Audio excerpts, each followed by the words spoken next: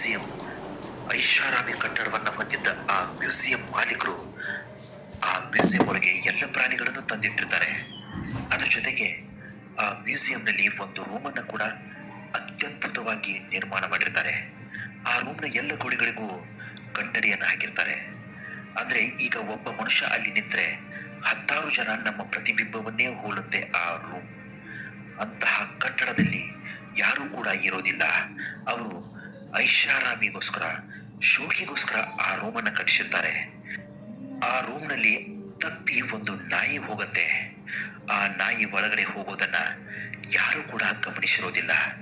Security ಏನ್ ಮಾಡ್ತಾನೆ ಅಂದ್ರೆ, ರಾತ್ರಿ ಎಲ್ಲರೂ ಕೂಡ ಅಲ್ಲಿಂದ ಹೋದ ತಕ್ಷಣ ಆ ರೂಮ್ನ ಬಾಗಿಲವನ್ನ ಹಾಕಿಬಿಡ್ತಾನೆ ಹಾಗೂ ಅವನು ಮನೆ ಕಡೆಗೆ ಹೋಗ್ಬಿಡ್ತಾನೆ.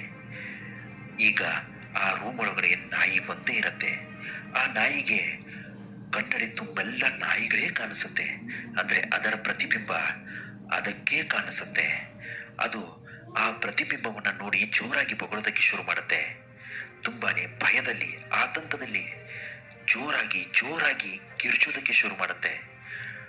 ಅಂದ್ರೆ ಜೋರಾಗಿ ಬೊಗಳೋದಕ್ಕೆ ಶುರು ಮಾಡುತ್ತೆ ಆ ನಾಯಿ. ಆದ್ರೆ ಅಲ್ಲಿ ಆ ನಾಯಿಯನ್ನು ಕಾಪಾಡೋದಕ್ಕೆ ಯಾರು ಕೂಡ ಇರೋದಿಲ್ಲ. ಬೆಳಿಗ್ಗೆ ಆಗತ್ತೆ. ಬೆಳಗಿನ ಜಾವ ಸೆಕ್ಯೂರಿಟಿ ಆ ರೂಮ್ನ ಓಪನ್ ಮಾಡಿ ನೋಡಿದಾಗ ಅಲ್ಲಿ ನಾಯಿ ಸತ್ತು ಬಿದ್ದಿರುತ್ತೆ.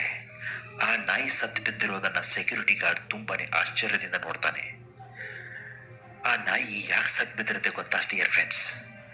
ಅದರ ಪ್ರತಿಬಿಂಬ ಅದನ್ನ ಆತಂಕಗೊಳಿಸುವಂತೆ ಮಾಡುತ್ತೆ. ಅಲ್ಲಿ ಒಂದು ನಾಯಿ 10 ನಾಯಿ ತರ ಅದಕ್ಕೆ ಪ್ರತಿಬಿಂಬವಾಗಿ ಕಾಣಿಸುತ್ತೆ. ಆ ಒಂದು ನಾಯಿ ಅದರ ಪ್ರತಿಬಿಂಬವನ್ನ ಜೋರಾಗಿ ಜಿಗಿದು ಅಟ್ಯಾಕ್ ಮಾಡೋದಕ್ಕೆ ಹೋದ್ರೆ ಎಲ್ಲ 10 ನಾಯಿಗಳು ಅದರ ಮೇಲೇನೆ ಅಟ್ಯಾಕ್ ಮಾಡಿರೋ ತರ ಅದಕ್ಕೆ ಭಾಸವಾಗತೊಡಗುತ್ತೆ. ಇದರಿಂದ ಆ ನಾಯಿ ಎಲ್ಲೇ ಹೋದ್ರೂ ಅದಕ್ಕೆ ಅದರ ಪ್ರತಿಬಿಂಬನೇ ಕಾಣ್ತಾ ಇರುತ್ತೆ.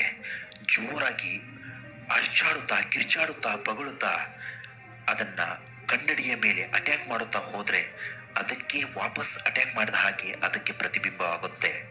ಇದನ್ನ ನೋಡಿ ಗಾಬರಿಯಾಗಿ ನಾಯಿ ನನ್ನ ಮೇಲೆ ಈಗ ಯಾರು 10-15 ಜನ ಅಟ್ಯಾಕ್ ಮಾಡ್ತಾ ಇದ್ದಾರೆ ಅಂತ ತಿಳ್ಕೊಂಡು ಅದು ಹೆದರಿ ಪ್ರಾಣ ಬಿಡುತ್ತೆ. Dear friends, moral of the story ಏನ್ ಹೇಳ್ತೆ ಗೊತ್ತಾ? ಈ ಪ್ರಪಂಚವು ನಮಗೆ ಒಂದು ರೀತಿಯ ಕನ್ನಡಿ ಇದ್ದಂತೆ. ನಾವು ಈ ಪ್ರಪಂಚವನ್ನ ಹೇಗೆ ಸ್ವೀಕರಿಸ್ತೀವೋ ಅದೇ ರೀತಿ ನಮಗೆ ಅದು ಭಾಸವಾಗುತ್ತೆ. ನಾವು ಒಂದ್ ವೇಳೆ ನಕಾರಾತ್ಮಕವಾಗಿ ಈ ಪ್ರಪಂಚವನ್ನ ಸ್ವೀಕರಿಸಿದ್ರೆ ಅದು ನಮಗೆ ನಕಾರಾತ್ಮಕವಾಗಿಯೇ ಕಾಣಿಸುತ್ತೆ. ಎಲ್ಲವೂ ಕೆಟ್ಟದಾಗಿಯೇ ಬಿಂಬಿತವಾಗತ್ತೆ.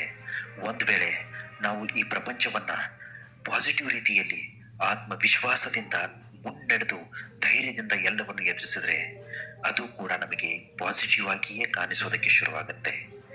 ಆಗ ಮಾತ್ರ ನೀವು ಗೆಲ್ಲೋದಕ್ಕೆ ಸಾಧ್ಯ. ಆಗ ಮಾತ್ರ ನಿಮ್ಮ ಕೈಲಿ ಏನೂ ಆಗಲ್ಲ ಅಂದವ್ರ ಮುಂದೆ ಗೆದ್ದು ತೋರಿಸೋದಕ್ಕೆ ಸಾಧ್ಯ. ಇಂತಹ ಮತ್ತಷ್ಟು ಮೋಟಿವೇಶನಲ್ ವಿಡಿಯೋಗಳಿಗೋಸ್ಕರ ನಮ್ಮ ಚಾನಲ್ನ ದಯವಿಟ್ಟು ನೀವು ಸಬ್ಸ್ಕ್ರೈಬ್ ಮಾಡ್ಕೊಳ್ಳಿ.